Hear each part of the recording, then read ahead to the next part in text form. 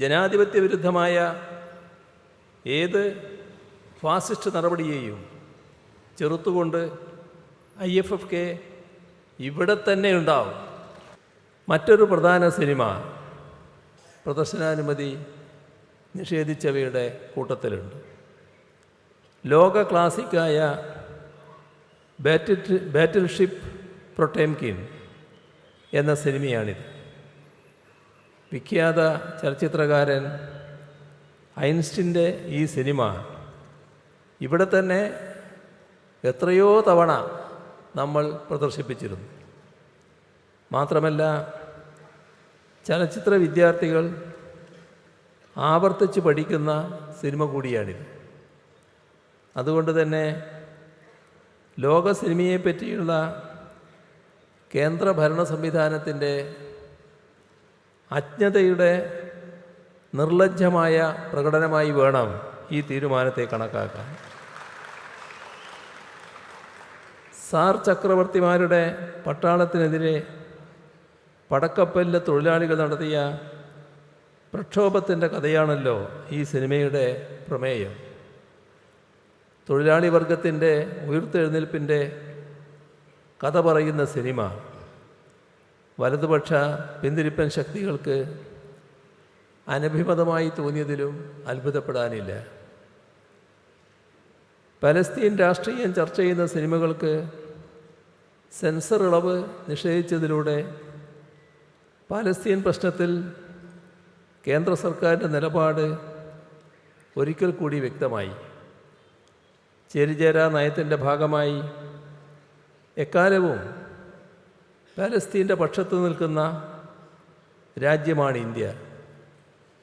Palestine വിമോചന സംഘടനയെ അംഗീകരിച്ച ആദ്യ അറബ് ഇതര രാഷ്ട്രവും ഇന്ത്യയാണ്. പാലസ്തീൻ്റെ ചരിത്രത്തിലെ ഏറ്റവും സംഘർഷഭരിതമായ ഒരു കാലത്തെ ആ ദേശത്തിൻ്റെ ജീവിത കാഴ്ചകളെ കേരളം കാണേണ്ടതില്ല എന്ന രാഷ്ട്രീയ പ്രേരിതമായ തീരുമാനമാണ് ഈ വിലക്കുകൾക്ക് പിന്നിൽ. 2016-ലും 2017-ലും IFFKയിൽ സുവർണ ചകോരം ലഭിച്ച വാജിബ്, ക്ലാഷ് എന്നീ ചിത്രങ്ങൾക്കും പ്രദർശനാനുമതി നിഷേധിച്ചു. വിഖ്യാത ആഫ്രിക്കൻ സംവിധായകനും തിരക്കഥാകൃത്തുമായ അബ്ദുർ റഹ്മാൻ സിസാക്കോയുടെ തിംബുക്തു, ബമാക്കോ എന്നീ 2 സിനിമകൾക്കും പ്രദർശന അനുമതി നിഷേധിക്കപ്പെട്ടു.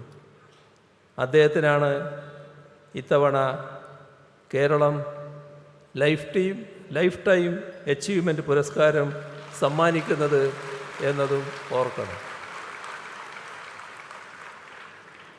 57 കൊല്ലം മുൻപുള്ള the hour of the furnaces എന്ന ചിത്രത്തിനും വിലക്കുണ്ടായിരുന്നു.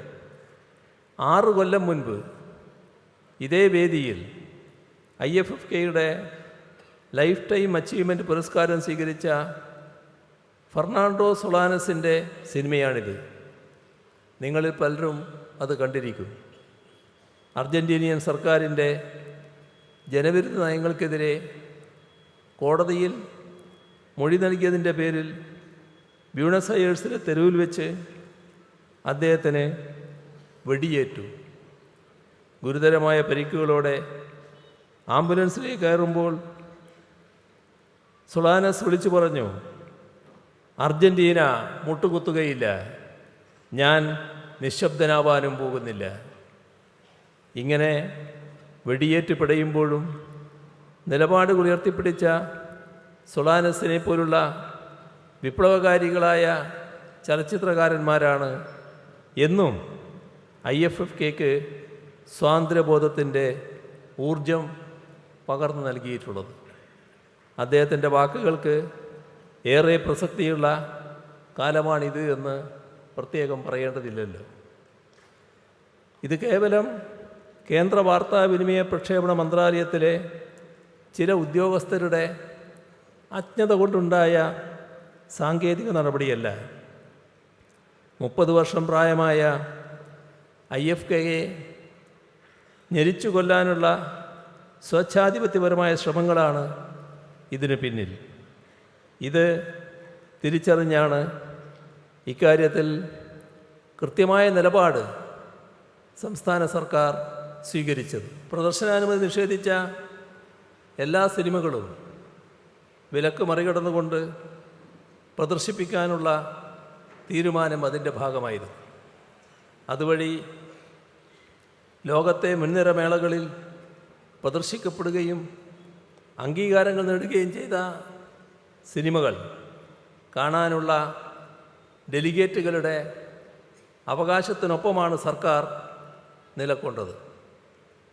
ഒരു കാര്യം നിങ്ങളോട് ഉറപ്പിച്ച് പറയാൻ ആഗ്രഹിക്കുന്നു. ജനാധിപത്യ വിരുദ്ധമായ ഏത് ഫാസിസ്റ്റ് നടപടിയെയും ചെറുത്തുകൊണ്ട് IFFK ഇവിടെ തന്നെ ഉണ്ടാവും.